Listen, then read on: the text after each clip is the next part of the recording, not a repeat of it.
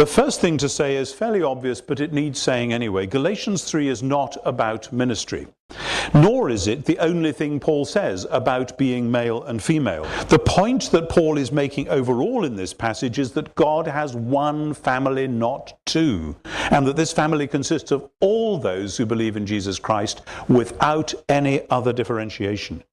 This is the family, he says, that God promised to Abraham. Nothing in the Torah, in the Jewish law, this is the point of the passage, can stand in the way of the unity which is now revealed through the faithfulness of Jesus the Messiah. This is not at all about, therefore, how we relate to one another within the family. That's not what the passage is about. It is about the fact, as we often say, that the ground is even at the foot of the cross. There is neither Jew nor Greek, neither slave nor free, no male and female. And I think the reason he says no male and female rather than neither male nor female is that he's actually quoting Genesis 1, and that we should understand the phrase male and female in scare quotes. There's neither Jew nor Greek, neither slave nor free, and there is no male and female. So what does he mean? Does he mean that in Christ the created order has been undone? Is he saying, as some have suggested, that we should go back to a chaos in which no orders of creation apply any longer? Or is he saying that we go on, like the Gnostics, from this first rather shabby creation in which silly things like gender differentiation get in the way, and instead we go into a new world in which we can all live as hermaphrodites, which again, as some have suggested, has interesting ethical spin-offs. Some serious theologians have argued that Paul is pushing in that direction. But no, that's wrong. Paul is a theologian of new creation, of renewed creation. And it's always the renewal and the affirmation, the reaffirmation of the existing creation. Look at Romans 8, look at 1 Corinthians 15, look at the end of Galatians 6, where he says, neither circumcision nor uncircumcision matters, but new creation. Genesis 1 to 3 remains enormously important for Paul throughout his writings, not as something to get away from, but as something to affirm and reaffirm through the gospel. So what is he saying? Remember that he is controverting those in particular who wanted to enforce Jewish regulations and indeed Jewish ethnicity on Gentile converts. Remember the synagogue prayer in which, and it's in the synagogue prayer book to this day, the prayer prays, God, I thank you that you have not made me a Gentile. I thank you that you have not made me a slave. I thank you that you have not made me a woman. At which point the women in the congregation say, God, I thank you that you have made me according to your will. I think Paul is deliberately marking out the family of Abraham, reformed through the Messiah, as a people who cannot pray that prayer, since within this family these distinctions are now irrelevant. And I think there's more. Remember, the presenting issue in Galatians is circumcision.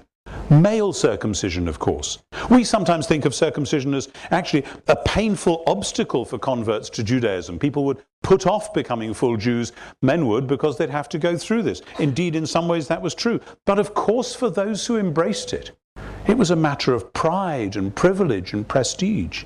It not only marked out Jews from Gentiles, it marked them out in a way which automatically privileged males. By contrast, imagine the thrill of equality brought about by baptism, which is the identical right for Jew, Gentile, slave, free, male, female.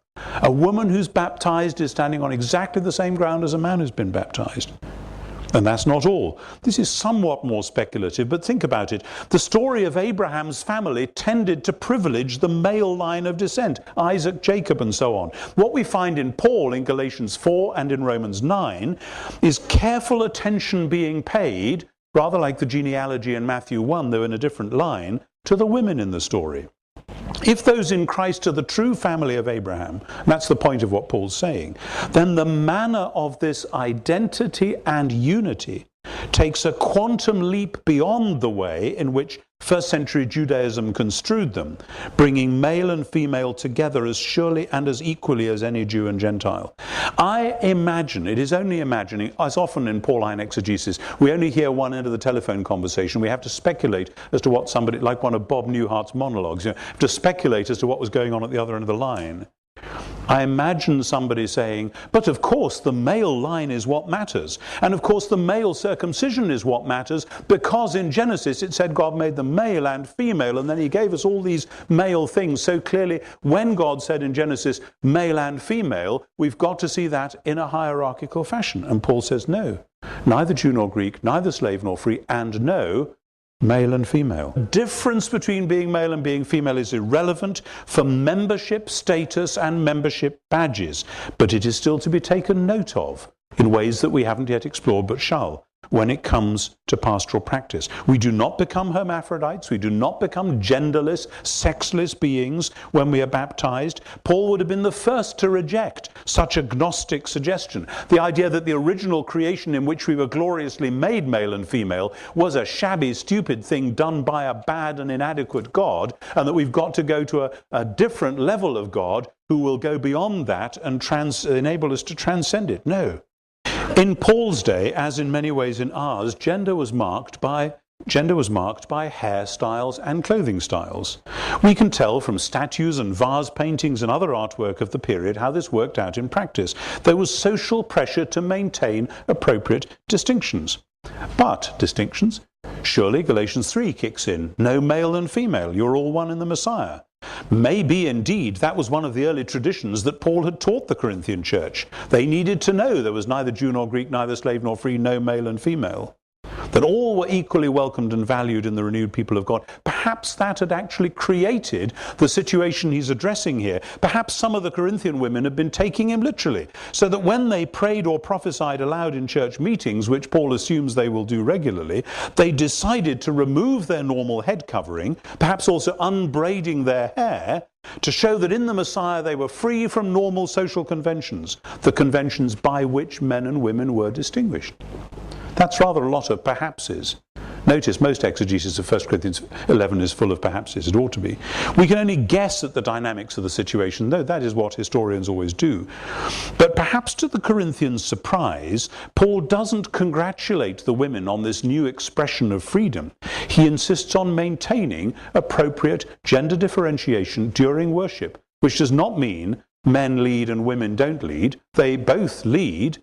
They must be men and women, not some genderless or hermaphroditic being while they're doing it. That appears to be what's going on. Another dimension to this problem, I'm sure you know this, is that in the Corinth of his day, the only women who appeared in public without some kind of head covering were prostitutes, or those who felt sufficiently free to be prepared to dress or act as if they were prostitutes, or to be regarded as such. Of course, we run the risk of explaining Paul in terms that might perhaps make sense to us while ignoring bits of what he says.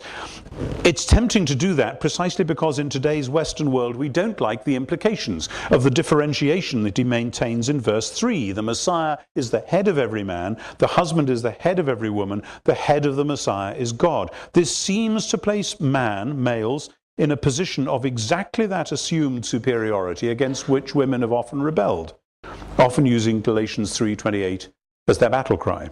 What does Paul mean by head here? This is a whole lecture in itself, as most of you know. He sometimes uses it in a metaphorical sense, as in verse 3, and sometimes literally, as when he's talking about what to do with actual human heads, verses 4 to 7 and then verse 10.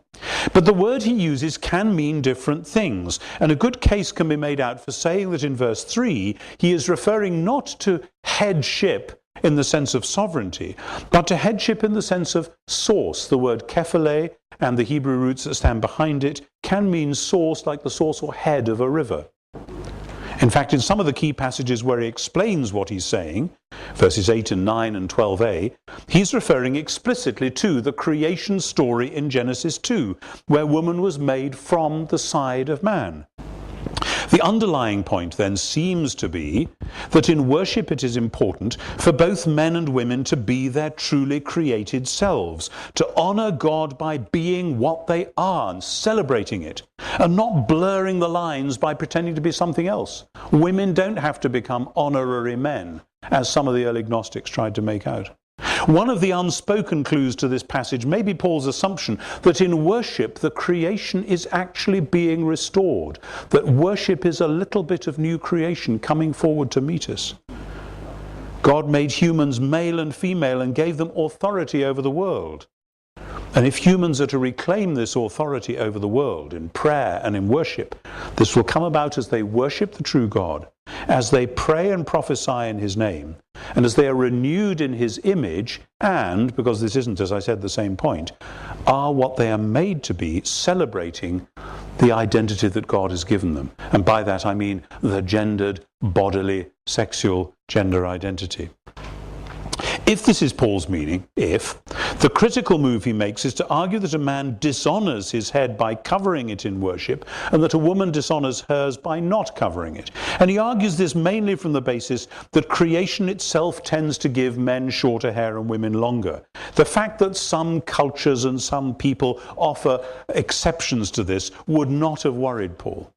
His main point is that in worship, men should follow the dress and hair codes that say that they are male, and women should follow the dress and hair codes which say that they are female. So why does he say that a woman must have authority on her head because of the angels, verse 10?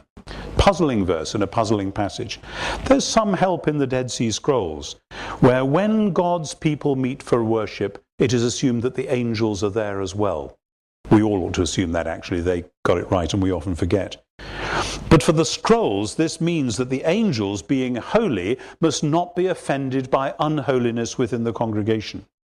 Paul, I think, is making a slightly different point. Yes, the angels are around. They're worshipping along with us, because worship is actually an activity that takes place in heaven, and we are part of the earthly arm of that. When humans are renewed in the Messiah and raised from the dead, he says in chapter 6, verse 3, that they'll be given authority over the angels. Interesting. And in worship, the church anticipates how it is to be in that future day.